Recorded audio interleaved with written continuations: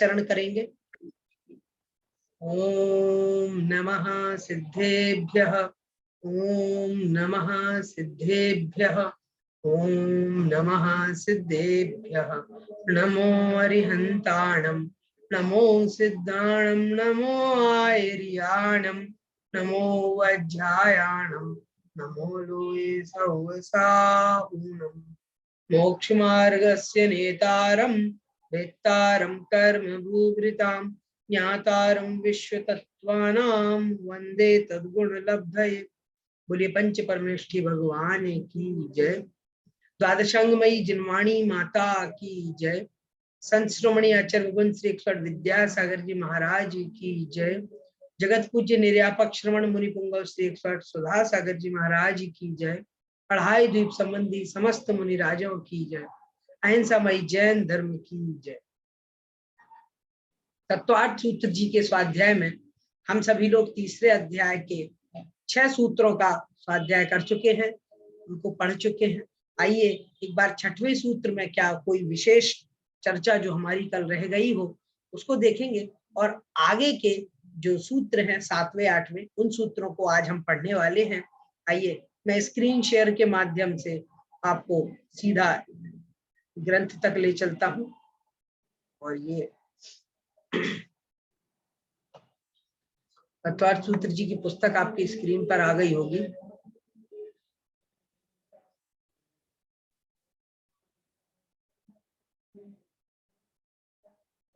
ये देखिएगा 6वें नंबर का सूत्र हमने जब पढ़ा था तो उसमें बताया था कि जो नारकी जीव हैं जो कि बड़े दुखी रहते हैं भाई, तो उसके बारे में एक सूत्र आया था परस्परोदीरित दुखा।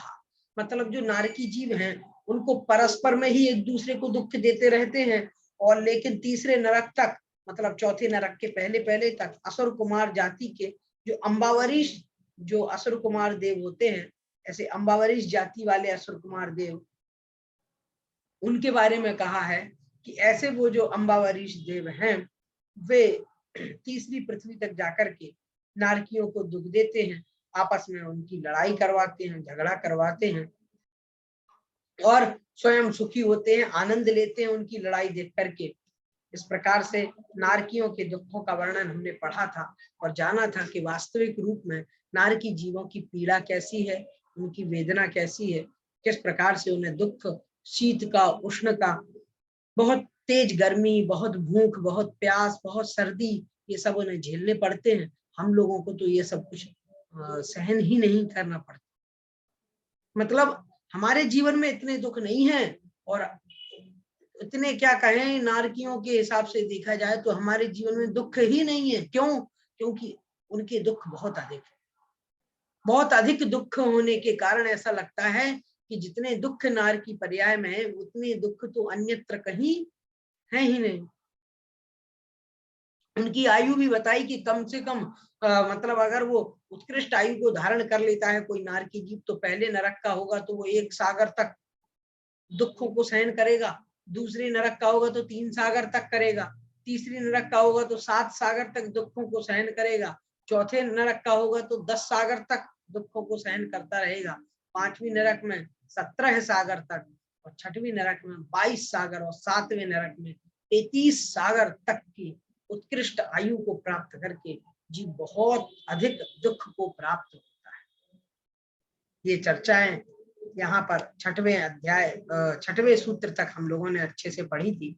अब आइए मध्यलोक का वर्णन यहाँ से प्रारंभ होता है। कैसा है मध्यलोक, किस प्रकार का उसका वर्णन है, कहाँ हम लोग रहते हैं, और हम लोग जिस लोक में रहते हैं वह लोक है कैसा, वास्तविक रूप में ये किस प्रकार का है। बहुत सारी हमारे मन में जिज्ञासाएं रहती हैं। बचपन से ही आप देखते होंगे छोटे बच्चों के मन में एक जिज्ञासा होती है कि ये दुनिया है कैसी, ये जीव ये आसमान कहाँ है, कितनी दूर है। इस प्रकार के अनेकों प्रश्न बच्चों के मन में बने रहते हैं कि दुनिया किसने बनाई है, ये किस प्रकार का आकार है। बहुत सारे प्रश्न हमारे मन में भी आते हैं। कई बार अगर आप चिंतन करेंगे तो आपके मन में भी आएगा वर्णन कि कहाँ नरक है, कहाँ स्वर्ग है, कैसा जीवन है, मेरा जीवन कैसा है, दूसरे का कैसा है। तो जब तक हम अपने जीवन में उलझे रहते हैं तब तक अन्य चिंतन नहीं कर पाते हैं। जब आप अपने जीवन की जो स्वार्थ परक समस्याएं हैं, जीवन की अनेकों प्रकार की व्यवस्थाएं हैं, उन सब से थोड़ा दूर हट करके आप अन्यत्र अगर चिंतन करेंगे तो पाएंगे कि वास्तविक रूप में संसार में अनेकों प्रकार की, अनेकों प्रजाति के जीव हैं।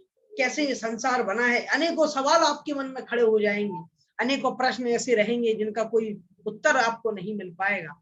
तो ऐसे कुछ ही प्रश्न होते हैं जिनका उत्तर यहाँ पर इस तत्वार्थ सूत्र की ग्रंथ के तीसरे अध्याय में दिया हुआ है।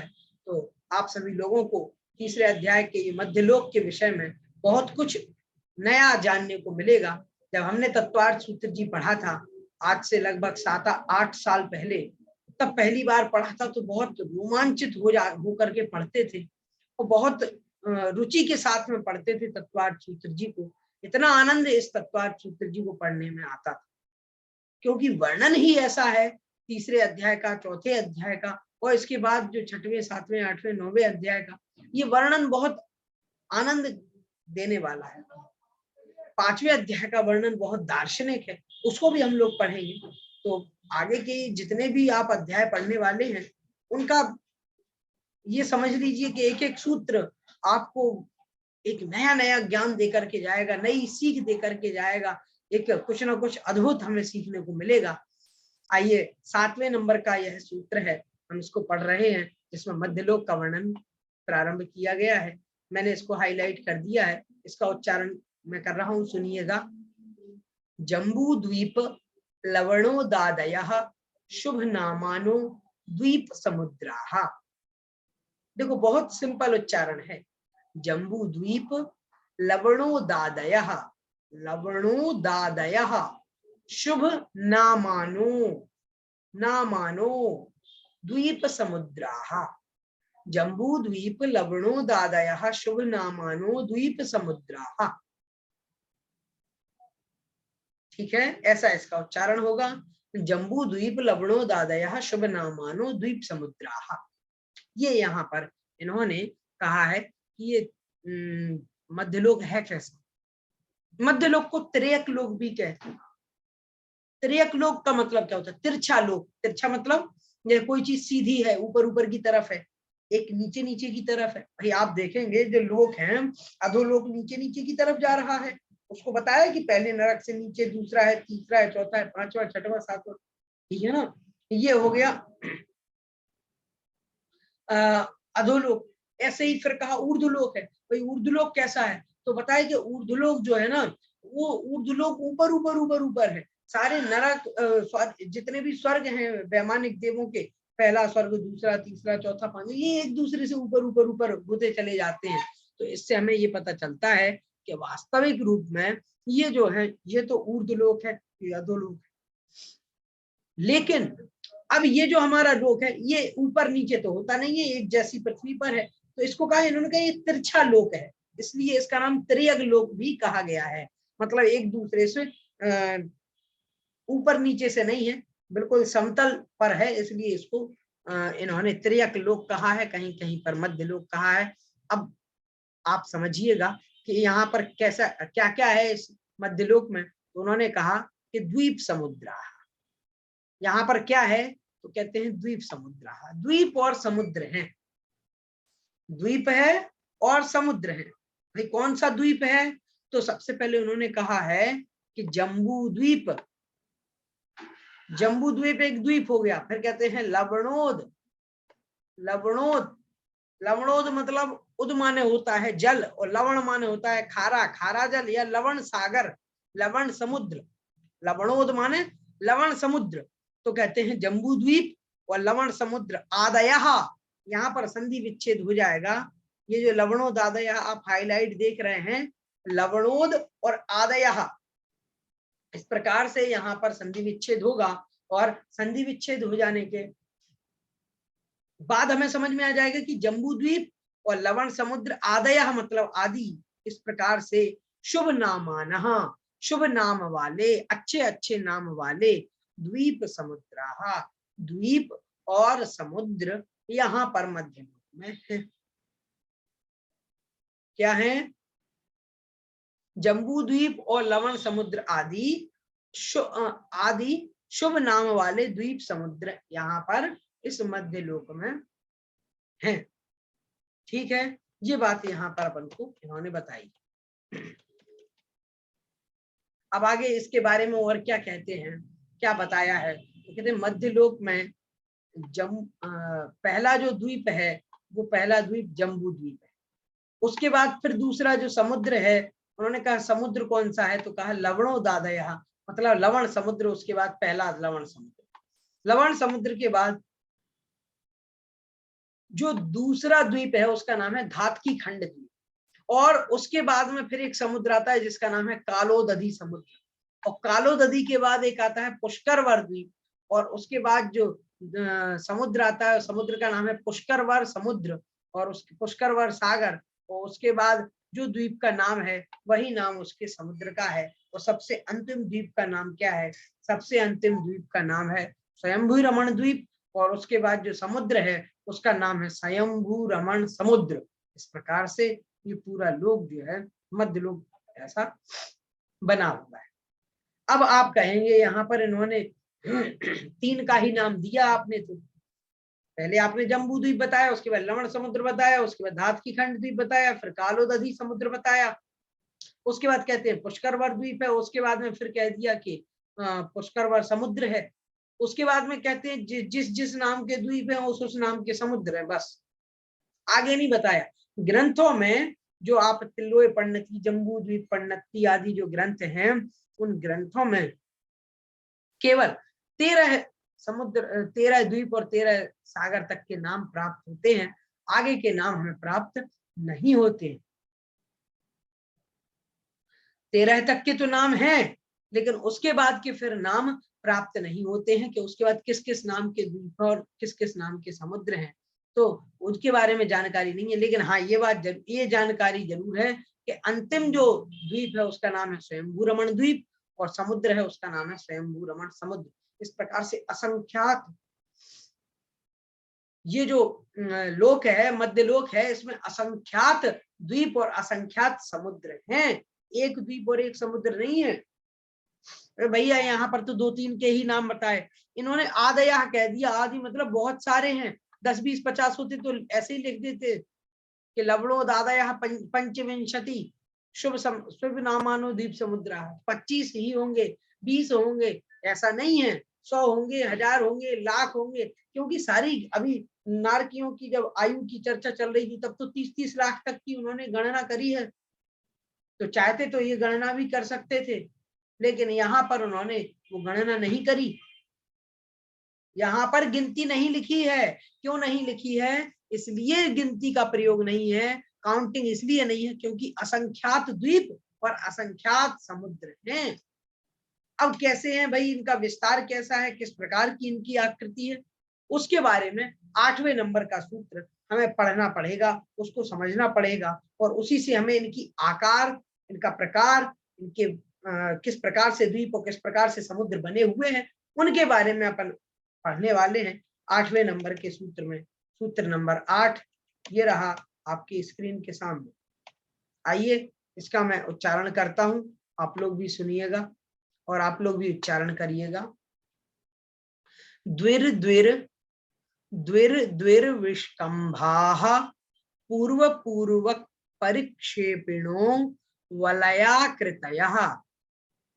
देखो मैं फिर से पढ़ रहा हूं, द्विर द्विर विष्कंभाः द्विर द्विर विष्कंभाः पूर्व पूर्व परिक्षेपिणो वलयाकृतयः। समझ में आया? कहते हैं इन द्वीप समुद्रों का विस्तार कैसा है, किस प्रकार के ये द्वीप और किस प्रकार के समुद्र हैं, तो कहा है द्विर द्विर विष्कंभा, दुगने दुगने विष्कंभा। कैसे हैं ये, दुगने दुगने विस्तार वाले हैं। ये कैसे कैसे दुगने दुगने हैं, पढ़ेंगे अभी इसको समझेंगे। पूर्व पूर्व परिक्षेपिणु मतलब पूर्व पूर्व पहले पहले वाले को, परिक्षेपिणु मतलब उसको घेरे हुए हैं, और कैसे हैं तो कहते हैं वलयाकृतयः, चूड़ी के आकार के। कैसे हैं, वलय माने होता है चूड़ी, कंगन, कंगन बैंगल्स जो हाथों में पहने जाते हैं कलाइयों में, कहते हैं कि उस प्रकार की आकृति वाले ये द्वीप और समुद्र है। मतलब चूड़ी के आकार के हैं। चूड़ी का आकार कैसा होता है देखो, अपन यहाँ पर समझते हैं।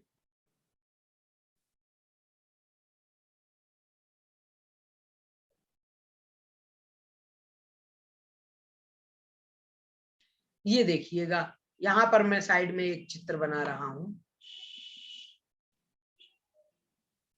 मान लीजिए ये एक जो है एक द्वीप हो गया, उसके बाद में फिर कहते हैं एक समुद्र है।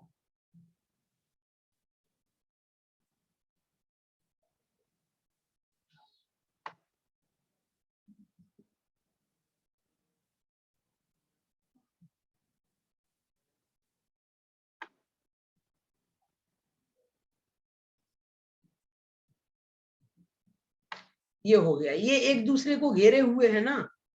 अब देखिए एक और, जैसे मान लीजिए ये हो गया, ये भी एक दूसरे को घेरे हुए हैं।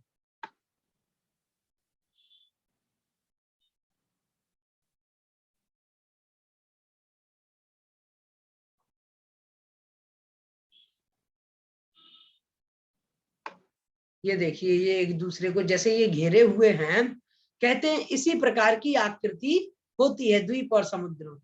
अब यहाँ पर आप देखेंगे ये हो गया द्वीप, ये क्या है, ये द्वीप है। उसके बाद में फिर कहते हैं ये इसको घेरे हुए है लाल लाल से, ये समुद्र है। ये सफेद सफेद दिख रहा है, ये द्वीप है। उसके बाद में उसको घेरे हुए लाल लाल से, ये समुद्र है। ये एक दूसरे को घेरे हुए हैं, चूड़ी के आकार के हैं ना। जैसे चूड़ी का आकार होता है, आप सभी जानते हैं चूड़ी का आकार गोल गोल होता है, उसी प्रकार की आकृति वाले हैं। ये एक हो गया, उसको घेरे हुए ये दूसरा हो गया, उसको घेरे हुए ये तीसरा हो गया।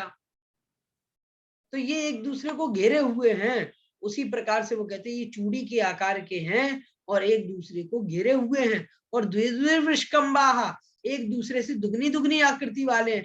जितनी आकृति वाला द्वीप है उससे कहीं दुगनी आकृति वाला समुद्र है, फिर उससे दुगनी आकृति वाला दूसरा द्वीप है, फिर उससे दुगनी आकृति वाला एक समुद्र है, फिर उसके बाद दुगनी आकृति वाला एक द्वीप है, फिर द्वीप से भी दुगनी आकृति वाला एक समुद्र है। ऐसा उन्होंने कहा, जो विस्तार है वो बढ़ता बढ़ता बढ़ता बढ़ता चला जाता है, ऐसे ही विस्तार होता है। यहाँ पर आप ये आप पढ़ सकते हैं, यहाँ पर इन्होंने विशेषार्थ में और अर्थ में अच्छे से समझाया भी है।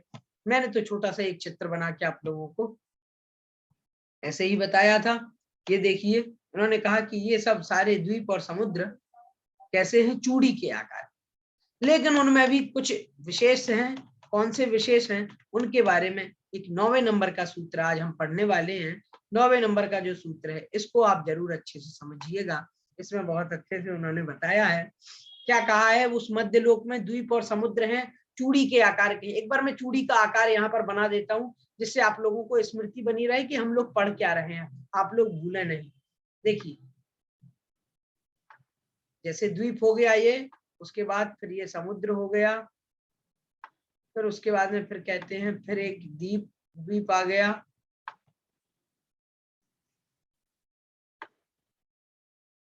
फिर एक उसके बाद में फिर एक समुद्र आ गया,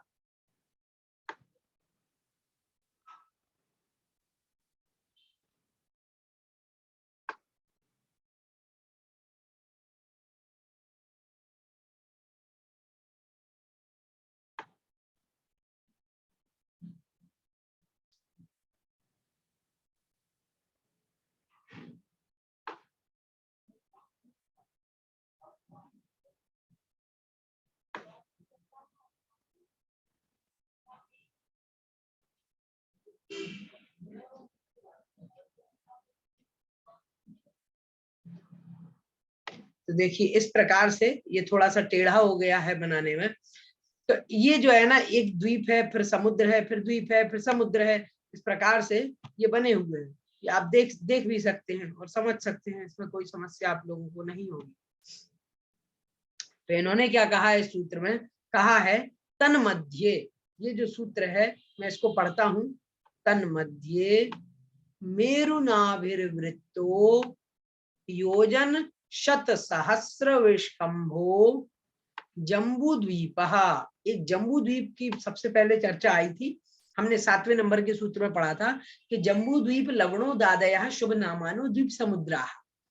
इस मध्य लोक में जम्बू द्वीप और लवण सागर नाम के अनेक शुभ नाम वाले द्वीप और समुद्र होते हैं।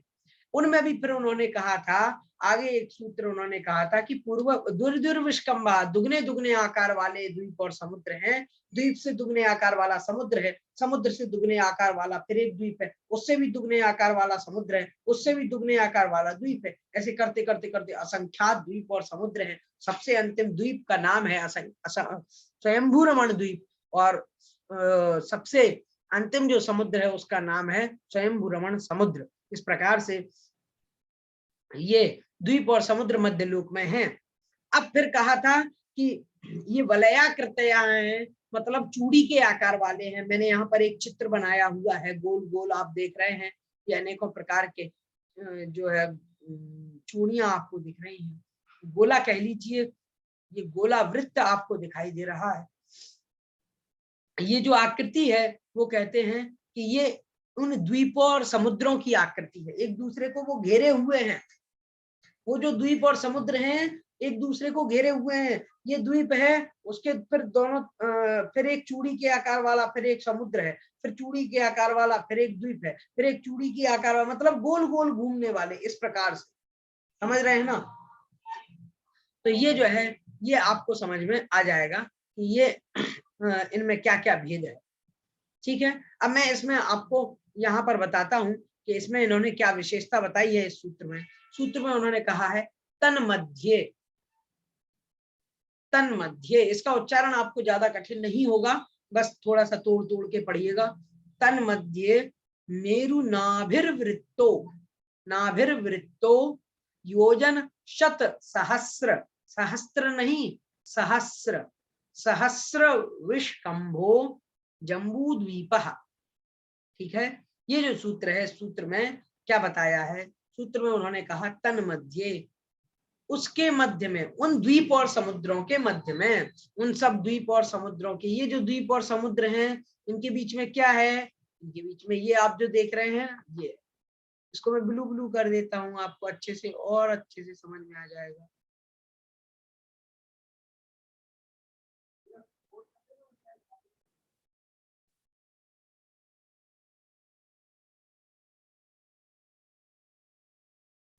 ये देखिए, ये हो गया ना, ये ब्लू ब्लू सा आपको दिख रहा होगा, ये क्या है, तो वो कहते हैं तन मध्य, उन द्वीप और समुद्र के बीच में ये जो नीला नीला आपको दिख रहा है, ये कैसा है, नाभिर्वृत्तो। तन मध्य, उनके बीच में क्या क्या है, तो कहते जम्बू द्वीप, उनके बीच में जम्बू द्वीप है। और कितना इसका विस्तार है इस नीले नीले जम्बू द्वीप का, तो कहते हैं इस जम्बू द्वीप का विस्तार कितना है, तो कहते हैं योजन शत सहस्र। शत माने 100, 100 और सहस्र, 100 और 100,000 मतलब 1,000, और उसका गुणा 100 में करो तो 100,000, 100,000 मतलब 1,00,000। समझ रहे हैं आप क्या कह रहे हैं, यहाँ पर कह रहे हैं कि 1,00,000 योजन, विष्कंभो मतलब विस्तार वाला है। देखिए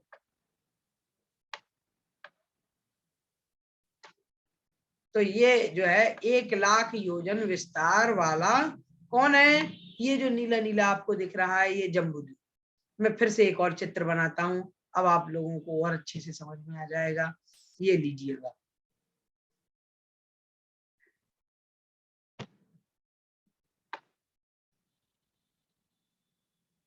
ये समझिए कि ये एक क्या है, ये जम्बू द्वीप है। तो उन्होंने कहा है ये जम्बू द्वीप कैसा है, उन्होंने कहा तन मध्य, उन सब के बीच में ये कैसा है, तो कहते हैं मेरु नाभि, मेरु जिसकी नाभि है, मेरु मतलब सुमेरु पर्वत, सुमेरु पर्वत जिसकी नाभि है। नाभि कहाँ होती है, नाभि होती है बीच में। नाभि कहाँ होती है? नाभि हमारे शरीर के बीच में है ना। ऐसा तो नहीं किसी की नाभि ऊपर होती हो, यहाँ गले में होती हो, ऐसा होता है क्या? यहाँ यहाँ सीने पर, छाती पर होती हो? नहीं होती। बिल्कुल शरीर के बिल्कुल बीच में एक पॉइंट होता है, जिसको नाभि बोलते हैं। आप सभी जानते हैं, इसमें तो कोई विशेष बात है नहीं नाभि के बारे में। तो नाभि सबसे बीच में होती है। ऐसे ही वो कह रहे हैं कि सुमेरु पर्वत जिसकी नाभि है, मतलब जिसके बीच में है, बीच वाला पॉइंट जो है वो सुमेरु पर्वत है। किसका? तो कहते हैं जम्बू द्वीप है, जम्बू द्वीप का। वो जम्बू द्वीप कैसा है? तो कहते हैं तन मध्य, उन सबके बीच में है। ये जितने द्वीप और समुद्र हैं, ये जो चूड़ी के आकार के हैं, उनके बीच में ये जम्बू द्वीप है। तो ये भी चूड़ी के आकार का है क्या? चूड़ी के जैसा ऐसा गोल है क्या? वो कहते नहीं है। कैसा है? तो कहा है वृत्तो, वृत्त के आकार का है। वृत्त मतलब कि ये चूड़ी के जैसे खोखला नहीं, थाली के आकार का है। थाली का आकार जैसे आप देख रहे हैं, थाली होती है ना, हम लोग भोजन करते हैं, वो गोल होती है। भोजन करने की थाली गोल होती है, उसमें कोई छेद तो नहीं होता। आप लोग भी भोजन करते होंगे, थाली जो होती है वो बिल्कुल वैसी ही होती है जैसी आप देख रहे हैं। जो गोल गोल यहाँ पर बनी हुई है ना, ये पहला वाला जो चित्र है, इसमें आप देखिएगा, उसमें कोई छेद नहीं होता, आर पार ना देख सकते हैं। उसी प्रकार से कोई गैप नहीं है जम्बू द्वीप में। जम्बू द्वीप ठोस बना हुआ है, थाली के जैसा। कैसा है? तो कहा थाली के जैसे आकार वाला है। और फिर कहते हैं कि ये जो जम्बू द्वीप है, उस जम्बू द्वीप के बीच में ये जो आप पॉइंट देख रहे हैं, कौन सा वाला पॉइंट? पॉइंट ये वाला, ये वाला जो पॉइंट आप देख रहे हैं ना, ये वाला, ये जो पॉइंट है, इस पॉइंट को उन्होंने कहा ये है नाभि। नाभि के समान कौन है यहाँ जम्बू द्वीप में? तो कहते हैं जम्बू द्वीप की नाभि कौन है? ये है सुमेरु पर्वत। मेरु नाभिर्वृत्तो, सूत्र में इन्होंने कहा है ना मेरु नाभि ही। और फिर इसका विस्तार कितना है इस जम्बू द्वीप का? ये जो जम्बू द्वीप आप देख रहे हैं, इसका विस्तार कितना है भाई? इसकी यहाँ से यहाँ तक, यहाँ से यहाँ तक, ये जो वृत्त आप देख रहे हैं, इस वृत्त में वो कहते हैं कितना विस्तार है? तो कहते हैं योजन शत सहस्त्र। सहस्त्र माने 100, सॉरी सहस्त्र माने 1000 और शत माने 100। 100,000 विस्तार है योजन वाला, मतलब 100,000 मतलब 1,00,000 योजन विस्तार वाला ये जम्बू द्वीप है। ये जम्बू द्वीप यहाँ पर है। कहाँ पर है? ये जम्बू द्वीप है यहाँ। कहाँ है?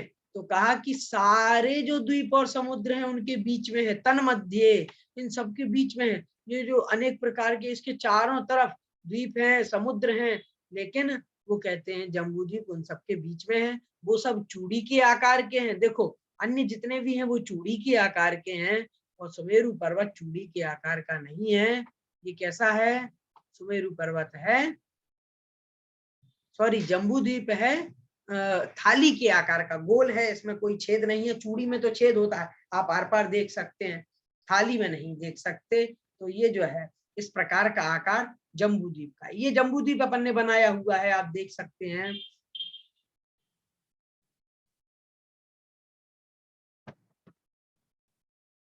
ये जो जम्बू द्वीप आप देख रहे हैं ना, ये जम्बू द्वीप जो है, ये गोल गोल आप देख रहे हैं, ये जम्बू द्वीप के बारे में उन्होंने बताया। अब ये जो आप चित्र देख रहे हैं, इससे आप समझ लीजिएगा कि ये जो जम्बू द्वीप है, इसके बीच में ये जो आप देख रहे हैं ना ब्लू ब्लू पॉइंट जो है, इसको उन्होंने कहा है ये ब्लू पॉइंट सुमेरु पर्वत है, उसकी नाभि के समान है। अब अपन को क्या समझ में आया? अब मैं आपको एक और बताता हूँ कि ये सारे द्वीप और समुद्र कैसे बने हुए हैं। अब आपको कुछ कुछ पिक्चर क्लियर हुई होगी अपने दिमाग में। मान लीजिए कि मान लीजिए कि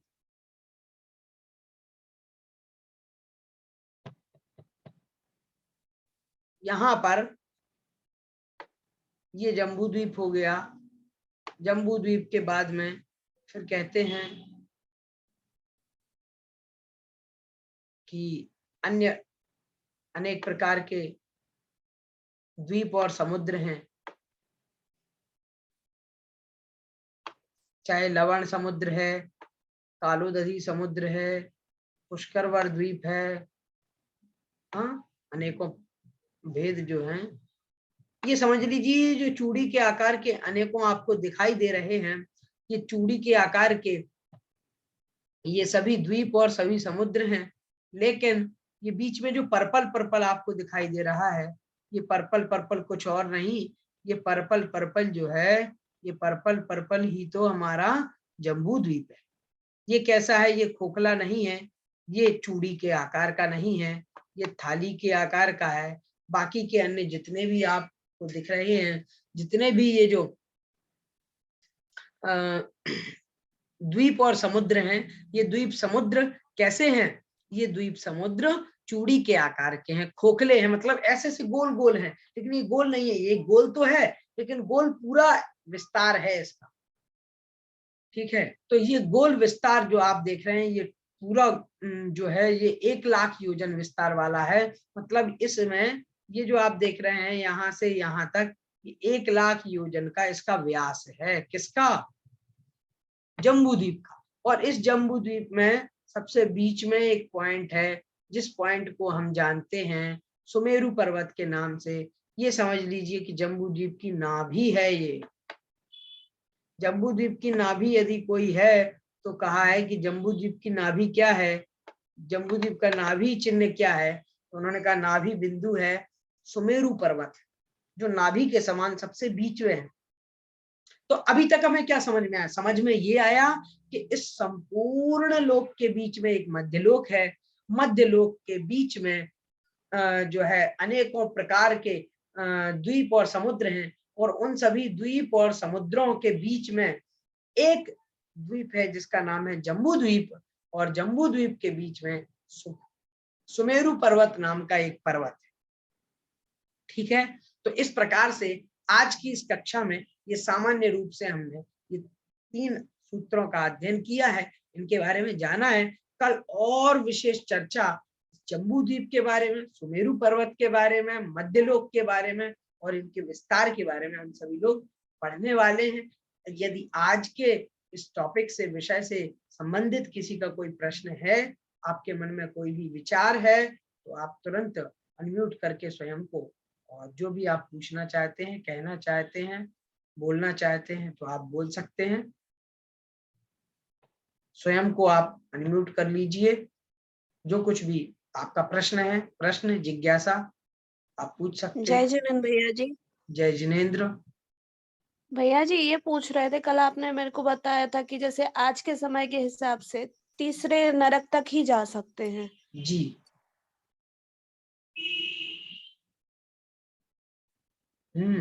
बोलिए।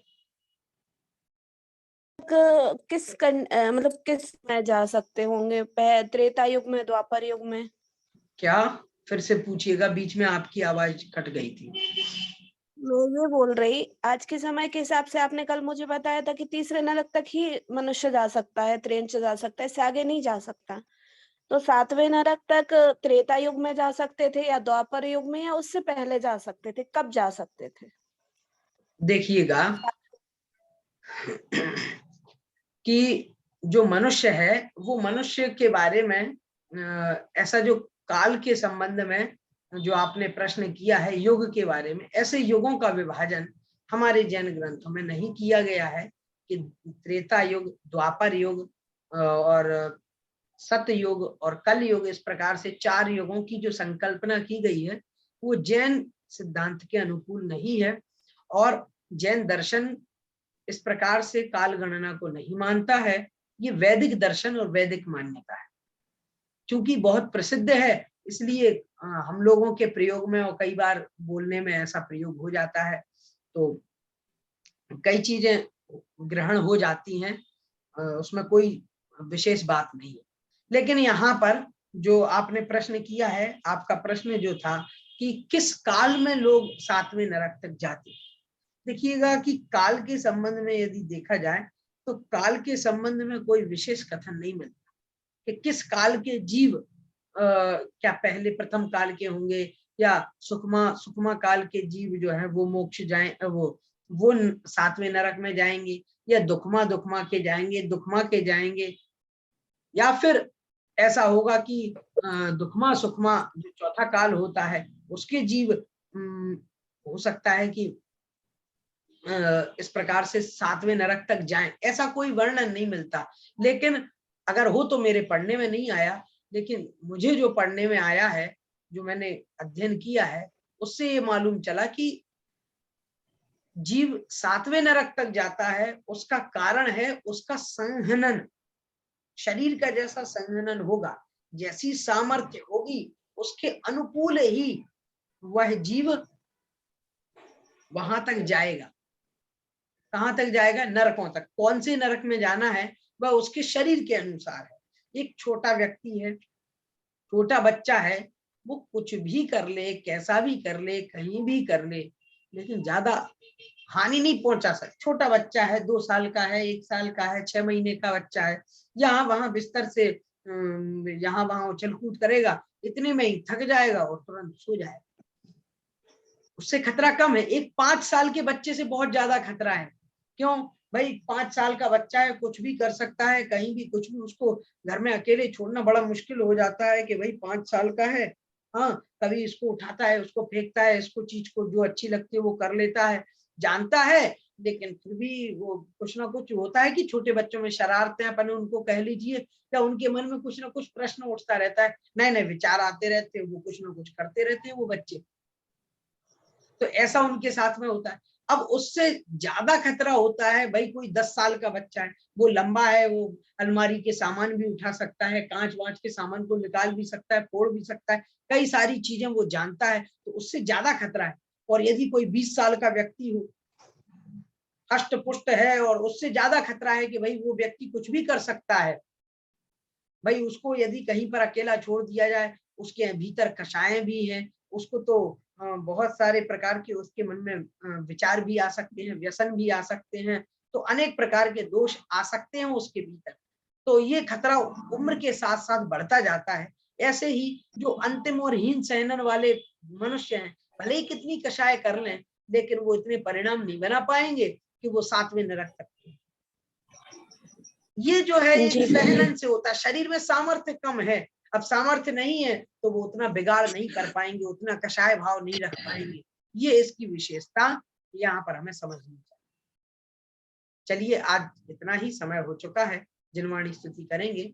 बोधि समाधि परिणाम शुद्धि आत्मोपलब्धि शिव सौख्य सिद्धि चिंतामणिं चिंतित वस्तु दाने त्वं मन्यमानस्य ममास्तु देवी। द्वादशांग मई जिनवाणी माता की जय। 9 बार नमो कारण पढ़ेंगे सभी।